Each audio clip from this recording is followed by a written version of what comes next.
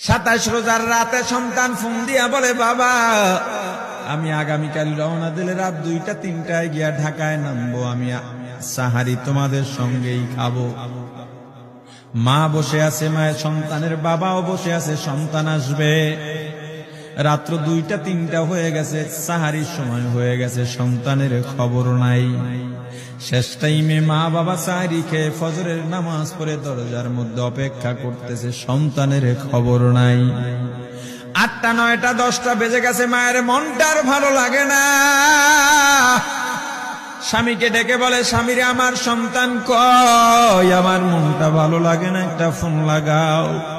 স্বামী ডাক দিয়া বলে, চিন্তা করো না, ঈদের সময় যানজট থাকতে পারে, চলে আসবে। কিছুক্ষণ পর বাবার মনটাও ভালো লাগে না, বাইরে নেমে পায়চারি করতেছে। হঠাৎ করে একটা ফোন চলে আসছে। সন্তানের ফোন দেখে বাবার সে কি আনন্দ। ফোন রিসিভ করে যখনই সালাম দিল, অপর প্রান্ত থেকে সালামের উত্তরে সন্তানের কণ্ঠ পাওয়া যায় না। বাবা ডেকে বললেন, বাবা তুমি কে? এটা তো আমার সন্তানের কণ্ঠ নয়, তবে মোবাইলটা আমার সন্তানের। ওপার থেকে ডাক দেয়া বলে, আপনি কি এই লোকে, এই মোবাইলওয়ালার বাবা? বলে, হ্যাঁ। আপনি এখনো বাড়িতে কি করেন? আপনার যেই সন্তান ঢাকা থেকে গাড়ি নিয়া 2500-এর দিকে রওনা দিয়েছিল, ওই গাড়িটা 2500 পৌঁছতে পারে নাই। পথিমধ্যে সংঘর্ষে রাস্তার মধ্যে অনেকগুলো মানুষ মারা গেছে, অনেক যুবকও তার মধ্যে আছে। রাস্তার পাশে সাদা কাপড় দিয়া ঢাকা। দেখেন আপনার সন্তান এই লাশের মধ্যে আছে কিনা। মোবাইলটা আমি রাস্তার পাশে পড়ে পাইলাম। বাবা পাগলের মতো একটা দৌড় দিছে। মা মনে করছে সন্তান বুঝি কাছাকাছি চলে আসছে। অন্যান্য সন্তানদের ডাক দেয়া বলে, তোরা কে, কোথায়, এদিকে আয়, তোদের ভাই বুঝি কাছাকাছি আসছে। আমার কলিজার টুকরা সন্তান, তোর বাবা যে আগায় আনতে গেছে, তাড়াতাড়ি নতুন চাদর বিছা, বালিশের কভার গুলো খুলে নতুন কভার লাগা, পানি গরম বসা, আমার সন্তান এসে গোসল করবে। আহারে সবাই ফুলের মেলা, ফুলের তোড়া নিয়ে অপেক্ষা করতেছে। 4টা বছর কলিজার টুকরা বাড়িতে নাই, বিদেশ থেকে আসবে। বাবা স্পটে গিয়া দেখেন অনেকগুলো লাশ, সাদা কাপড় দিয়া ঢাকা।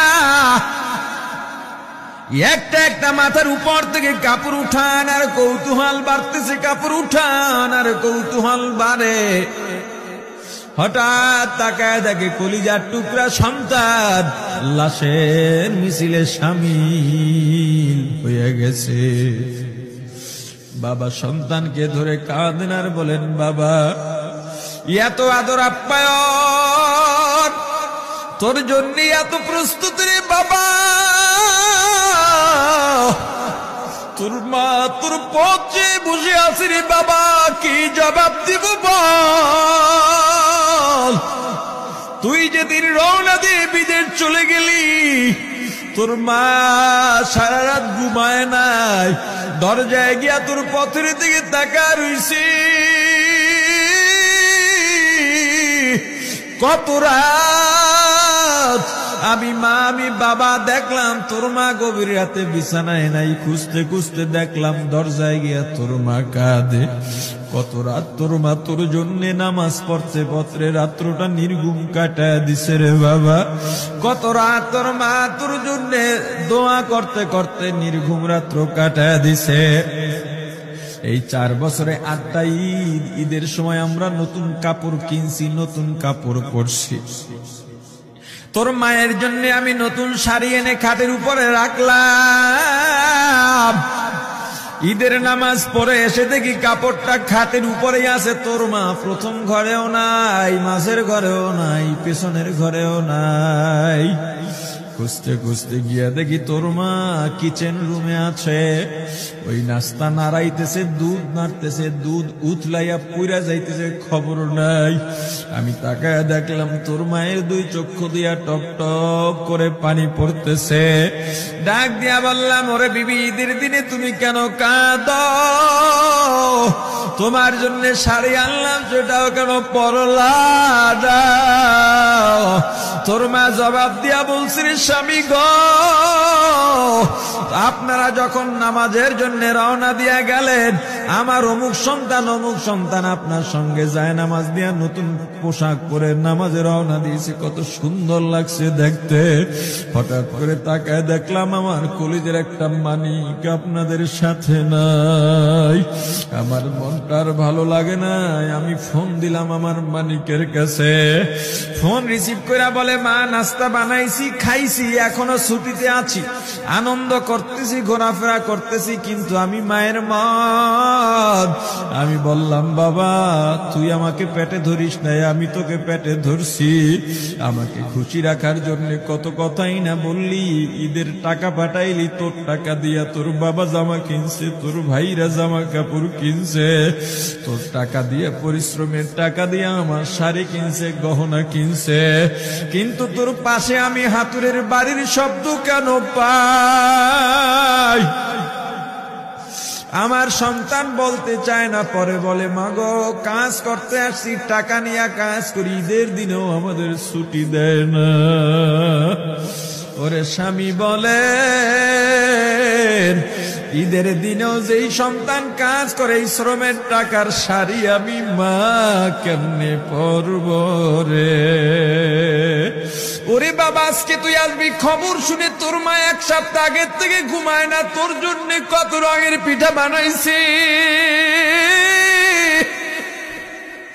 তোর জন্য কত আয়োজন, আমি তোর মাকে কি বলবো বাবা বল। বাবা সন্তানের লাশ অ্যাম্বুলেন্সে উঠে বাড়ির দিকে রওনা দিছে। আহারে বাড়ির কাছাকাছি আসছে, এদিকে মা দরজায় গিয়ে অপেক্ষা করতেছে, গাছের আড়াল দিয়া পথের দিকে তাকায় আছেন। দেখেন একটা গাড়ি আসতেছে, মায়ের সে কি আনন্দ, বাড়ির মধ্যে দৌড় দিছে, তোরা কই তাড়াতাড়ি আয়, ফুলের মালাগুলা নিয়ে আয়, গাড়ি এসে পড়ছে। বাড়ির দরজা দিয়ে যখন অ্যাম্বুলেন্সের হরেন দিয়া ঢুকতেছে, হুইসেল দিয়া ঢুকতেছে, মা একটা চিৎকার দিছে, ওরে এই মরণ গাড়ি আবার বাড়ি কেন, কার কপাল পুরুষে?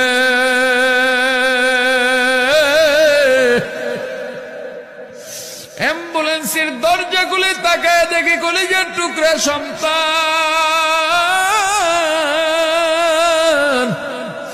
এমন ঘুমাইছে, আর জীবনেও উঠবে না। মা কাঁদেন আর বলেন, ওরে বাবা এটা তোর বিছানা নয়, নতুন চাদর বিছাইছি। বোন কান্দে আর বলে, ভাই আরে তোর জন্য ফুলের মালা পরাইছি, ফুলের মালা বানাইছি, একটু মালা পরাবো। মা ডেকে বলেন, রে সন্তান, 4টা বছর আমি তোর মা ডাক শোনার জন্য অপেক্ষা করছি, তোর জন্য গরম পানি করছিলাম, গোসল করবি, সেই গরম পানি যে তোর জীবনের শেষ গোসল হবে বুঝি নাই। ওরে পর্দালের মাগো, আর কোন ভাষায় বুঝাইলে বুঝবারে মা, দুনিয়ার জীবনটা ক্ষণস্থায়ী, এই দুনিয়ায় নাফরমানি করা যাবে না, এই দুনিয়ায় নাফরমানি করা যাবে না, অহংকার দেখাবার কিচ্ছু নাই, এই দুনিয়া ছেড়ে যাওয়া লাগবে। আল্লাহ এত দয়া করছেন, মায়া করছেন, ওই আল্লাহর সঙ্গে নাফরমানি করো না রে ভাই, ওই আল্লাহর নেয়ামতের অশুকরিয়া করো না, আল্লাহর নেয়ামতের শুকরিয়া আদায় করো, দুনিয়ার সব মোহ ত্যাগ করো, দলের মায়া ত্যাগ করো, দুনিয়ার মায়া ত্যাগ করো। এ আওয়ামী লীগ বিএনপি যারা করো, ক্ষমতায় যারা বারবার যাও, ক্ষমতায় তোমার দল গেলেই তুমি দাপট দেখাও, যুবকরে তোর 2টা পা ধরা লাগলেও পা ধরবো রে ভাই। এই ক্ষমতা কিচ্ছু না, দাপট কিচ্ছু না, ওই কিয়ামতের ময়দানের নাজাতের চেয়ে বড় দাপট আর কিচ্ছু নাই। আল্লাহ রক্ত দিছেন, আল্লাহ জীবন দিছেন, আল্লাহর এই রক্ত আর জীবন দুনিয়ার কুফরি পুঁজিবাদী কুফরি গণতন্ত্রের জন্য দিস না, এই রক্ত আল্লাহর জন্য রাখ, এই জীবন আল্লাহর জন্য রাখ। আমার রাসূলের সুন্নাত দিয়া নিজেকে মোড়াইয়া নে, নিজের জীবনটা গড়াইয়া নে, ওই পরকাল হবে তোমার আমার জন্য মহা শান্তির জায়গা।